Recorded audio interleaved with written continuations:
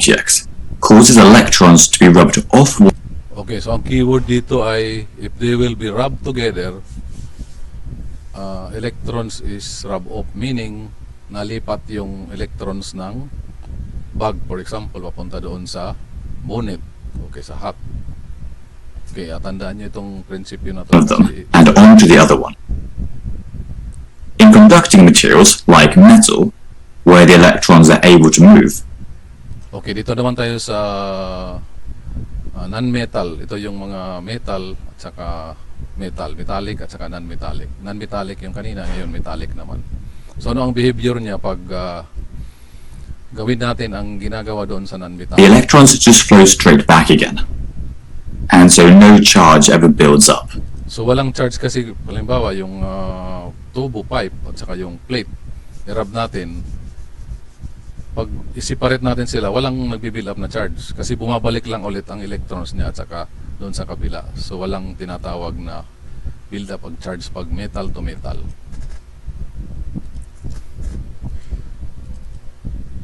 Okay. In insulating materials though, like a polythene rod and a cloth, the electrons can't flow back, and so the transfer caused by the friction leaves a positive static charge on the material that lost the electrons, in this case the cloth, and a negative static charge on the one that gained them, the polythene rod. Which way the electrons get transferred each time depends on the specific materials involved. For example, if we took a similar cloth and used it to rub an acetate rod instead, then the electrons would get rubbed off the acetate rod, leaving it positive, and onto the cloth, making it negative. In any case, the key point to remember is that it's only the negative electrons that are transferred. Okay, so sa proseso na to, electrons lang talaga yung negative electrons lang ang lumilipat. Ano yung isa? Yung isa nito ay positive electrons na kung tawagin natin ngayon ay protons.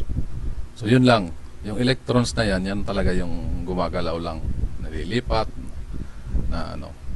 Mamaya siguro maano natin bakit. May reason yan. So tatawag na ayan nga, siya lang ang natatransfer yung The positive static charges occur because an object has lost negative charge, and not because it's gained positive protons. The next thing we need to look at is what happens if an object keeps on gaining negative electrons. Ayun. As more and more electrons are transferred, and the size of the charge increases, a potential difference will develop between the charged material and the earth. Yun.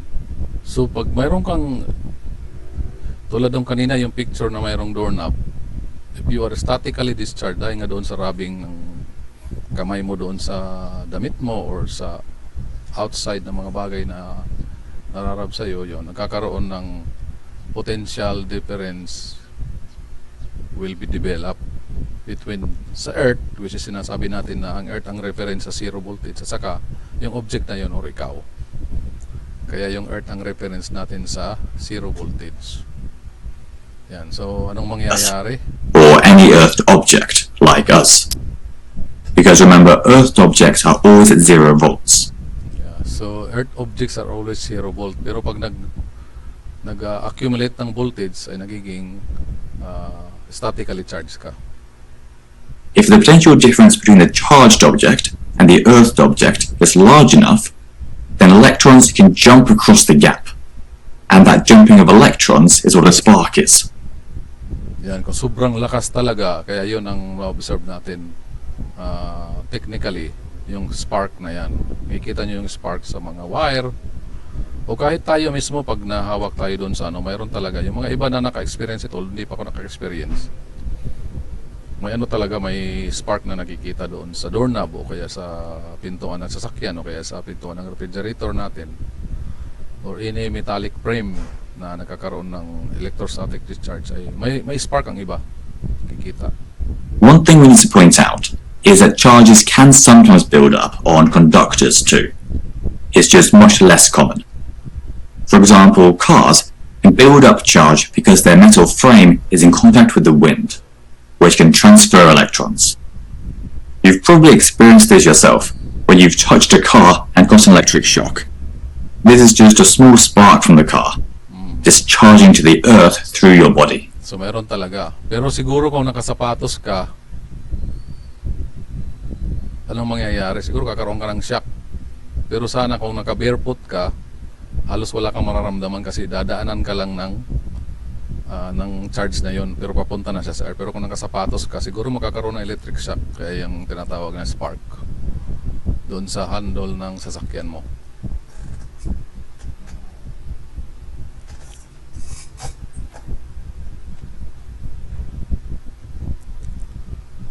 Okay, so much for that. Dito tayo sa commonly positively and negatively charged objects. Ito ang mga everyday example. Halimbawa, yung rubbing ng balon sa buhok mo. Yan. Yung buhok mo ay naturally positive, yung balon naman ay naturally negative. Kaya electrons move from balloon to the hair. Diba? So anong nangyayari sa balon ngayon? Nagiging electrons move from hair to balloon. Sorry, from hair to balloon pala. So kung electron sa balon ay nagmo-move doon sa sa hair pala, doon sa balon, ang nangyayari sa balon ay nagiging negatively charged siya, more negatively charged. Kasi dumami yung electrons niya, kaya negatively charged siya. Yan. Ganon din sa plastic comb at saka yung hair mo. Yan, habang nagsusuklay ka, nagtatransfer due to friction and so forth and so on. Kahit yung carpet naglalakad, yung dryer versus cotton doon sa tumbler mo doon sa washing machine, yan, nagkakaroon ng triboelectric charging. Yan, yung silk na nararab doon sa glass, kakaroon din. Thundercloud, yun din doon sa, kung nakikita nyo yung ulap at saka yung ground natin, na-ionize yung water vapor doon sa loob ng cloud. So mayroong kang cloud, pero doon sa nasa gitna talaga yung noon, yung electrostatic discharge. Kaya pag nabibuild up yon dahil sa hangin rin na may ikot-ikot, ganun na yung mga phenomena na yan, too much charge na siya, kaya nagkakaroon ng lightning spark. Yun, ganun din ang phenomena na yon. Same thing na nangyayari sa so forth and so on. Ayan, lightning discharge. So na-ionize. So saan siya ang direksyon ng lightning? Papunta parati sa earth. Yan. Para ang purpose noon is nagkakaroon ng discharge para mag-equalize yung voltage nila. Yan. Human body, ganoon din. Charge equalization. So kailangan maklarify natin ito, napaka-importante. The earth is not permanently negatively charged in a simple sense, hindi parati. It is considered electrically neutral overall. Overall, neutral yung earth na yan.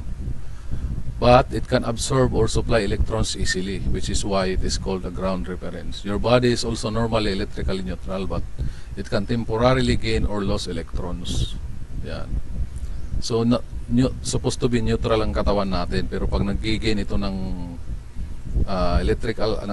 static charge, ay nagiging negatively charged tayo.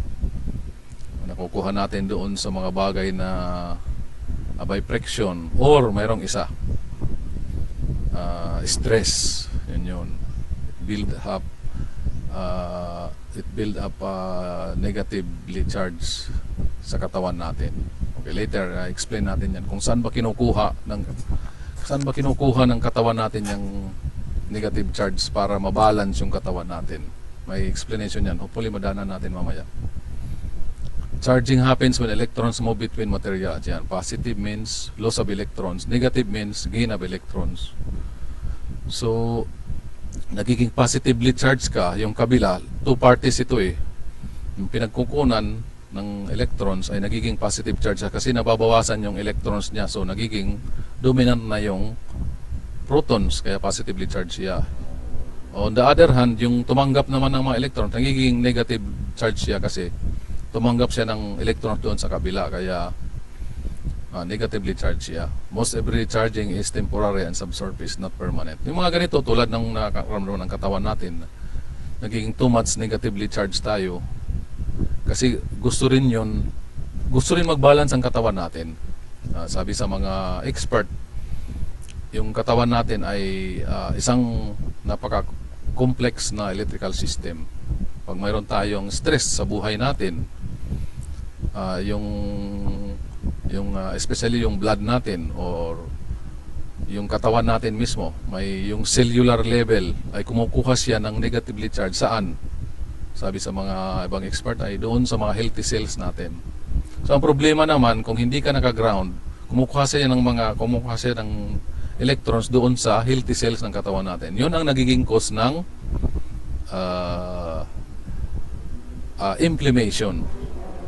Halimbawa, na-stress natin ang legs natin kasi too much exercise tayo, doon siya kukuha ng electron sa healthy cells natin, kaya nagkakaroon tayo ng pain. Yun or inflammation. Yun talaga ang explanation, medical explanation. Wala nang iba dyan. Na-observe na yan. So ito yung example ng grounding. Itong dito sa left side, ito yung tinatawag na natural grounding. Yan, naglalakad. Tapos ito naman ay nakaupo. Naglalakad na walang tsinelas. Ito naman nakahiga, mayroon siyang sheets. Nakahiga lang siya, okay lang.